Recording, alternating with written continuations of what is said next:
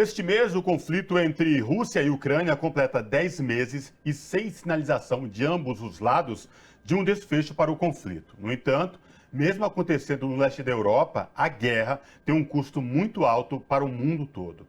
Para falar com a gente sobre essa questão, nós conversamos agora com Marcelo Borman Zero, que é sociólogo e especialista em relações internacionais. Boa noite, Marcelo Zero. Seja bem-vindo. Tudo bem? Prazer falar contigo. Boa, tudo bem? Boa tarde a vocês. Marcelo, vamos trazer para os nossos telespectadores aqui da TVT e ouvintes da Rádio Brasil Atual este atual cenário que envolve o conflito lá no leste da Europa entre Rússia e Ucrânia, do ponto de vista de custos, mas não só para a Europa, para aquela região da Europa, mas para o todo, né? Para o país, para o mundo inteiro. Eu queria que você trouxesse essa análise para a gente aqui no Revista Brasil TVT de hoje. Bom, recentemente a OCDE, que é um organismo bastante conservador, né? Muito ligado aos capitais internacionais, especialmente os capitais financeiros internacionais, fez uma projeção do custo dessa guerra, principalmente para o ano de 2023, né? Todos os anos, para quem não sabe, a OCDE faz o seu Economic Outlook, quer dizer, uma projeção de como será a economia do mundial nos próximos anos, né? No próximo ano, perdão. E nesse Economic Outlook, eles colocaram um estudo intitulado Paying the Price of War, ou seja, pagando o preço da guerra, no qual eles fazem essa estimativa do custo dessa guerra e de todas as consequências dessa guerra para a economia mundial. Eles chegaram à conclusão que vai ser um custo muito alto, né? A economia vai ter pelo menos uma redução de 2,8 trilhões na economia mundial e a economia vai em vez de crescer 3%, como se previa anteriormente, vai cair para 2,2%. Pode não parecer muito, mas é muito significativo, né? E, segundo esse estudo, as principais economias mundiais vão ser afetadas. Por exemplo, os Estados Unidos, que é a maior economia mundial, em medida em dólar, né? Os Estados Unidos vão crescer 0,5%, ou seja, nada. Vai ficar a economia americana, a principal economia do mundo, vai ficar estagnada. Obviamente, isso vai ter consequências para toda a economia mundial. Mas o dano maior vai ser na Europa, porque os europeus aderiram às sanções econômicas, né, decididas em maior parte pelos Estados Unidos, né, e essas sanções vão afetar mais os países europeus porque eles dependem do gás russo, né, e, em consequência, os preços da energia muitos países da Europa estão subindo astronomicamente, né? As pessoas e as pequenas empresas e mesmo grandes empresas não sabem como vão pagar esses custos, porque isso é um aumento muito significativo, mais de 100% em alguns casos, né? Você vai dobrar os preços das tarifas de energia. Então, as pessoas físicas e os pequenos e médios negócios vão ser muito afetados. E tem gente até pensando em não usar calefação no inverno, reduzir muito o uso da calefação no inverno, o que poderá ter consequências até mesmo em termos de saúde pública, né? O Reino Unido não vai crescer nada, segundo essa projeção. A França e a Itália vão crescer apenas 0,6, 0,4, respectivamente, ou seja, nada também, estagnação. E a principal economia da Europa, de longe, né, a Alemanha, vai ter uma recessão de menos 0,7%. Né? Tem algumas fontes que projetam cenários mais lúgubres, né? Por exemplo, tem uma pesquisa feita na Alemanha que mostra que, da Câmara de Indústria e Comércio da Alemanha, mostrando que 3.500 empresas, feita em 3.500 empresas, revelou 16% delas já estavam reduzindo a produção ou descontinuando mesmo todas as operações comerciais em função do aumento dos preços da energia, né? E o Commerzbank, que é outra fonte importante da Alemanha, um grande banco de investimentos alemão, disse que também que, no relatório de agosto, disse que o mundo vai passar por uma severa recessão no próximo ano,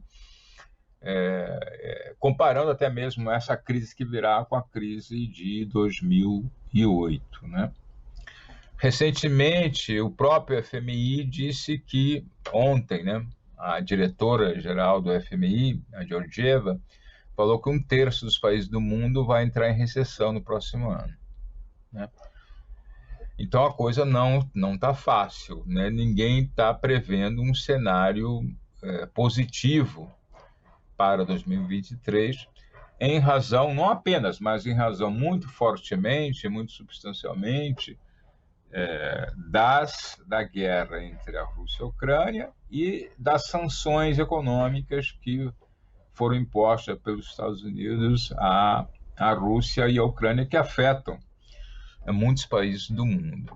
Marcelo, você está colocando os elementos econômicos. Queria trazer para essa análise que o senhor está fazendo sobre os impactos da guerra, o discurso midiático que vem sido construído sobre os armamentos nucleares, né? Isso é uma coisa gravíssima. A gente sabe do que já aconteceu no nosso mundo a partir de Hiroshima, por exemplo, qual que é o impacto não só para a região que utiliza ou que é atacada sobre esses armamentos, mas antes mesmo disso, há um discurso, uma disputa de narrativas sendo feita a partir dessa relação com o armamento nuclear. Queria que o senhor trouxesse esse debate, pudesse explicar para quem nos acompanha o que de fato acontece, quais são as verdades nesse processo, nessa relação com o armamento nuclear.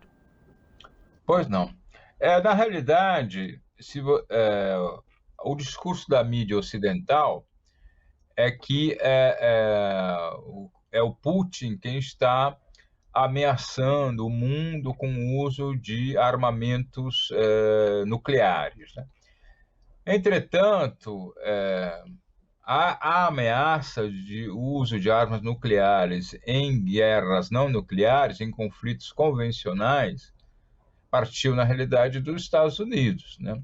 Os Estados Unidos, em 2018, divulgou que eles chamam de Nuclear Posture Review, né? Quer dizer, a revisão da sua política nuclear. Então, nessa Nuclear Posture Review, eles preveem gasto da ordem de 1,2 trilhão nos próximos 30 anos para modernizar o armamento nuclear norte-americano.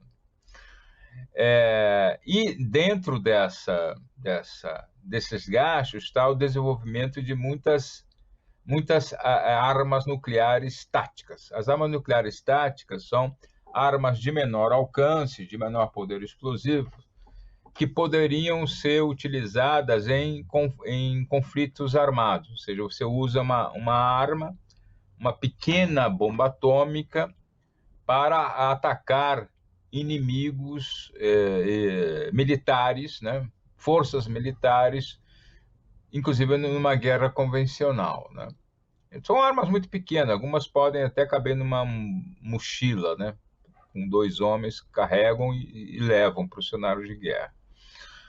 Então, eles admitiram nessa Nuclear Posture Review o uso de tais armas em conflitos convencionais, né?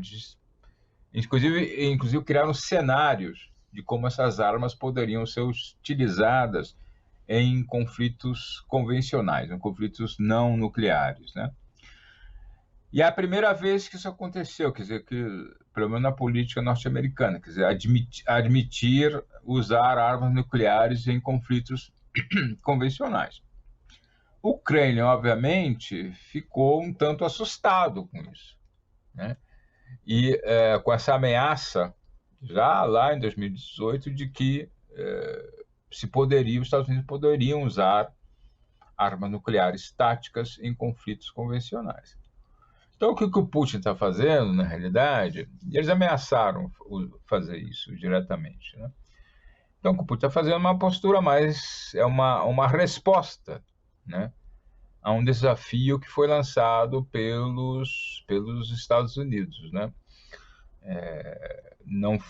A ameaça, na realidade, originalmente não partiu da Rússia, partiu dos Estados Unidos em um documento oficial.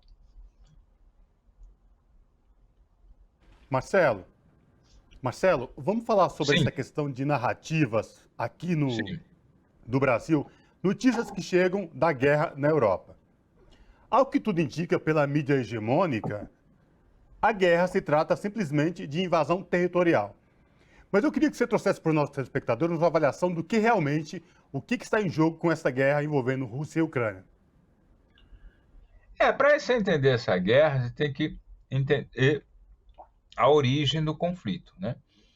O que aparece na mídia, na nossa mídia, na mídia ocidental, é que o Putin é um ditador sanguinário que, de repente, resolveu invadir a Ucrânia e tem como objetivo reconquistar os territórios do leste europeu para o domínio russo, né? Esse é o discurso predominante na nossa mídia, na mídia ocidental, na mídia brasileira.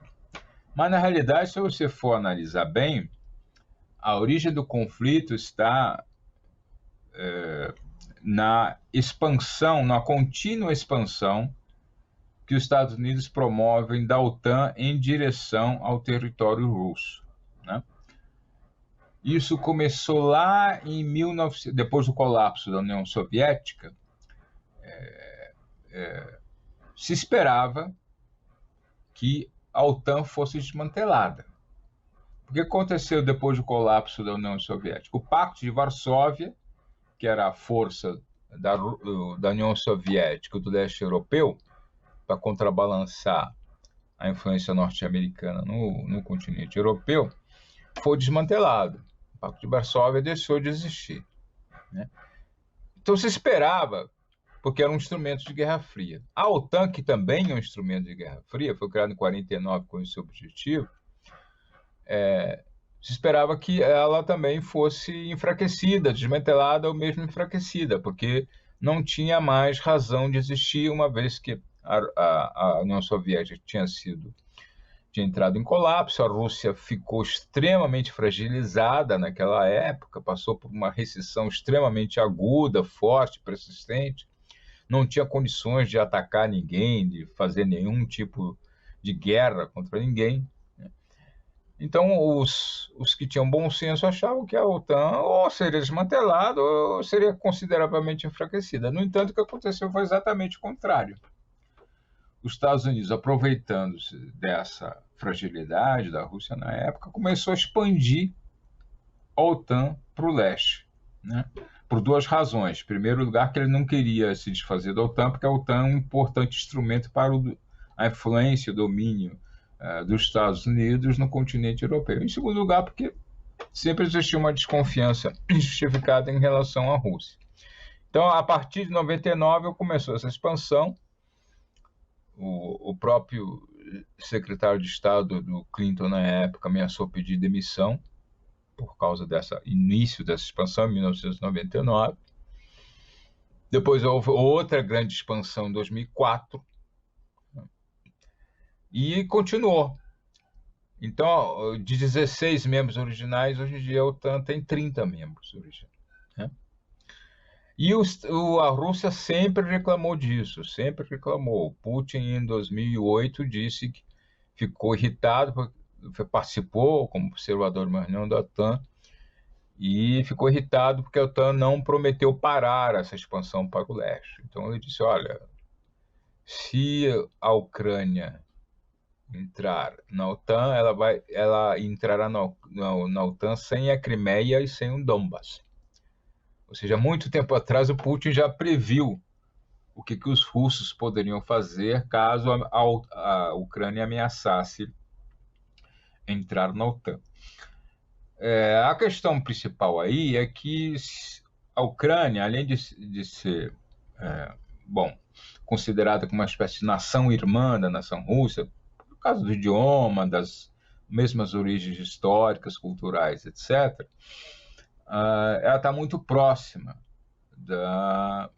ela entra muito dentro do território russo, digamos assim, geograficamente. Então, se você, por exemplo, colocar uma base de mísseis na fronteira da Ucrânia com a Rússia, você pode colocar mísseis a apenas 500 quilômetros de Moscou. Aí uma resposta para um ataque desse tipo seria muito difícil de contrarrestar, né?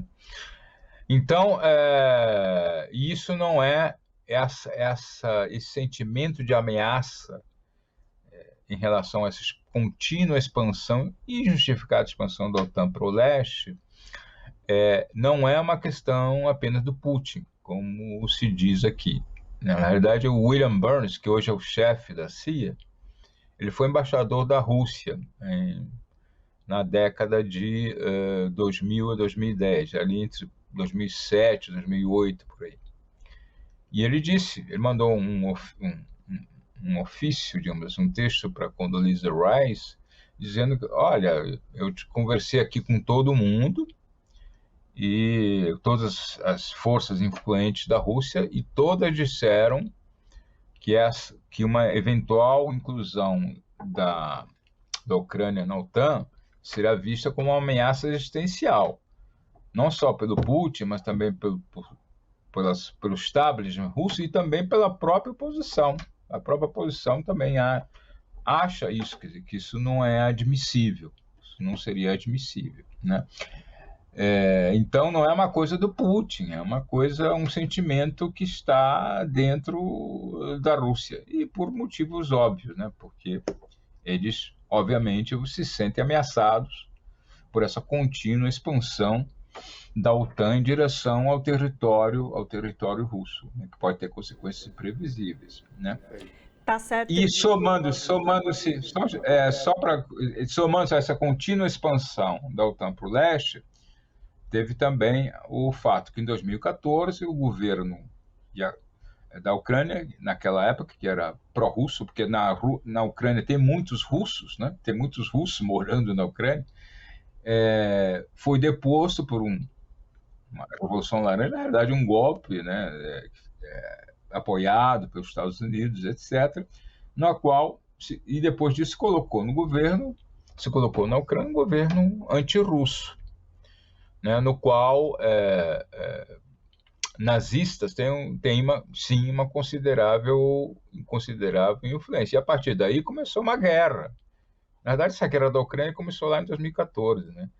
Porque começou uma guerra no Donbas, que é uma região de maioria russa, né? Então, essa guerra, antes de ocorrer essa intervenção russa, já tinha matado 14 mil pessoas. E ninguém falava nada, né? Só se começou a falar em mortes na Ucrânia depois da intervenção russa, né? Então, tem esses dois grandes fatores, a expansão da OTAN em direção ao leste e um governo que é francamente hostil à Rússia, num território onde há muitos russos, é que explica, em linhas gerais, o que está acontecendo lá na Ucrânia. Perfeito. Falamos com o Marcelo Zero, que é sociólogo e especialista em relações internacionais. A gente agradece muito a sua participação com a gente aqui hoje. Tá ok, muito obrigado, estou à disposição. Abraço.